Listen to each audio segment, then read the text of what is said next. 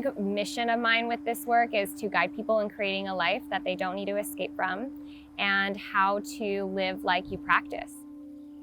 What started me on this journey was, at the time, my husband was preparing to deploy, and my yoga teacher gave me an article about how yoga helps those returning from combat with post-traumatic stress.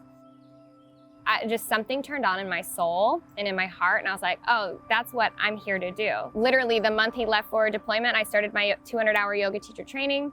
Now I am getting the privilege to aid people, whether they've seen combat or preparing soldiers who may deploy in the future, based in stress reduction, yoga, and mindfulness. One more big breath here into the upper back. As you exhale, let's open up our wings, take up space, feel how big your energy is. When I practice yoga, I almost feel that I get into like a different dimension. It's like there's no worries, there's no pressure, there's no stress. Yoga is poetry for me. It's a place I get to luxuriate in myself. And when I practice even by myself, I feel so supported.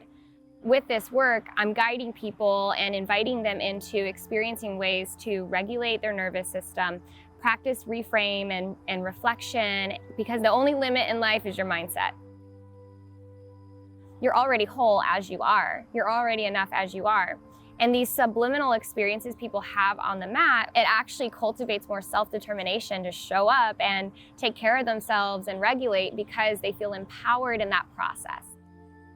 Over the past 10 years, I've gotten to witness a huge transformation within the Army specifically. Back then, yoga was very much fitness, performance. I believe deeply it's about the language on how this goes into what is adaptive. It's being inclusive to all different bodies, different people, different walks of life. It's not about flexibility. It's actually about helping you increase your range of motion and improve your functional potential. One of the first things that she told me was, once you have an awareness and have mindfulness, it's just going to open up your world. And it has. It really has affected me and helped me a lot.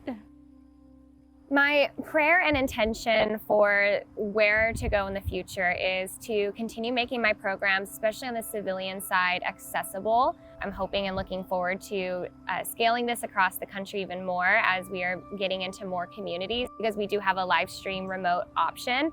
And then, my hope is to continue to advocate and pioneer the future of mindfulness with the U.S. Army, and that I will just continue to show up and trust as things continue to unfold. The military, yes, it's challenging. Yes, there's so much that you have to deal with. But at the end of the day, can you come back to your breath? Can you calm your mind in order to focus on what you need to do?